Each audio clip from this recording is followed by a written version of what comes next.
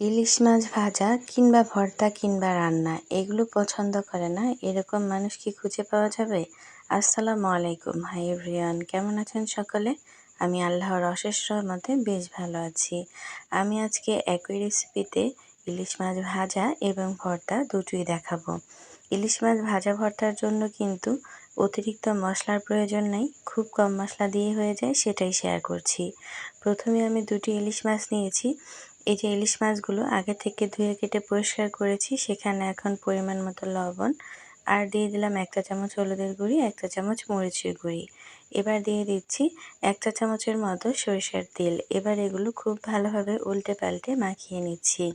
সব জায়গায় যেন মেখে যায় এভাবে মাখিয়ে নিতে হবে। দেখতেই পাচ্ছেন আমি খুব ভালোভাবে কিন্তু মাছগুলোতে মশলা মাখিয়ে নিলাম। এবার আমি মাছগুলোকে ঢাকা দিয়ে ঢেকে ম্যারিনেট করে রেখে দিব 30 মিনিটের জন্য। হাতে সময় না থাকলে সাথে সাথেও ভেজে নিতে পারেন। চলে আসলাম 30 মিনিট পরে, আমি ঢাকাটা উঠিয়ে নিচ্ছি। আর এই মাছগুলোকে আমি ভেজে নিব। প্রথমেই চুলায় প্যান বসিয়ে তাতে তেল দিয়ে দিয়েছিলাম। এ পর্যায়ে সরিষার তেল দিয়ে মাছটা ভাজলে কিন্তু খেতে বেশ ভালো লাগবে। এই যে এখন আমি একে একে দুইটা মাছই এখানে দিয়ে দিচ্ছি। এতক্ষণ পর্যন্ত চুলার আঁচ হাই ছিল, এখন চুলার আঁচ মিডিয়াম আঁচে রেখে মাছগুলো একটা পাশ খুব ভালোভাবে ভেজে নিলাম। ভেজে নিয়ে আমি এখন এই মাছগুলোকে একটা হাতার সাহায্যে উল্টে নিচ্ছি। এই পর্যায়ে আমি চুলার আঁচটা একদম মিডিয়াম আঁচে রেখে উল্টো দিকটাও খুব ভালোভাবে 10-15 মিনিটের মতো ভেজে নিব। তাহলে মাছটা খেতে ভালো লাগবে এবং ভেতরটা সম্পূর্ণ কিন্তু হয়ে যাবে। দেখে স্ক্রিনে বুঝতে পারছেন হয়তো আমার মাছটা কিন্তু অলরেডি ভাজা হয়ে গেছে। এই যে দেখুন মাছগুলো ভাজা হয়ে গেছে, এখন আমি হাতার সাহায্যে মাছগুলোকে উঠিয়ে নিচ্ছি। গরম ভাতের সাথে এরকম ইলিশ মাছ ভাজা হলে আর কিছুই লাগে না। দেখুন দেখতেই কতটা ইয়ামি লাগছে। এই যে দেখুন হাতা দিয়ে একটু ধরলেই খুলে আসছে। আমার মাছটা যে পারফেক্টভাবে ভাজা হয়েছে সেটা কিন্তু দেখেই বুঝতে পারছেন। কাছ থেকে দেখিয়ে দিচ্ছি, খুবই ইয়ামি লাগছে। এবার এই মাছের সাথে আমি শুকনো মরিচও ভেজে নিয়েছি, সেটা দিয়ে খেতে কিন্তু বেশ ভালো লাগবে। চলুন এবার ভর্তা আপনাদেরকে দেখিয়ে দিই। এবার এই একই প্যানে আমি এখানে একটি ইলিশ মাছ দিয়ে দিলাম আস্ত।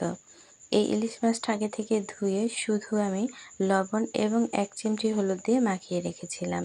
এবার এই মাছটাকে আমি উল্টে পাল্টে খুব ভালোভাবে ভেজে নিচ্ছি।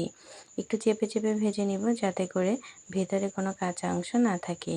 দেখুন একটু সময় নিয়ে খুব ভালোভাবে আমি মাছটা ভেজে নিলাম। সরাসরি পাটার মধ্যে আমি নিয়ে নিচ্ছি। এই যে দেখুন এখন এই পুঁতার সাহায্যে আমি এই কাঁটাগুলোকে একটু আলাদা করে নিব। বড় বড় যে কাটার অংশগুলো সেগুলো আমি হাত দিয়ে এভাবে ফেলে দিচ্ছি। ফেলে দেওয়ার পরে আমি বাকি অংশগুলোকে বেটে নিব।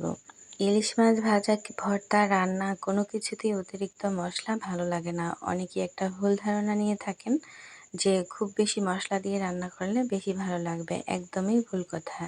এই যে দেখুন এই অংশটা বাটার পরে সেখান থেকেও আমি কাঁটাগুলো এভাবে আলাদা করে নিচ্ছি। হয়ে গেছে। এবার প্রয়োজন মতো এখানে পেঁয়াজ দিচ্ছি। এখানে আমি প্রায় হাফ কাপ থেকে একটু কম হবে পেঁয়াজ নিয়েছি।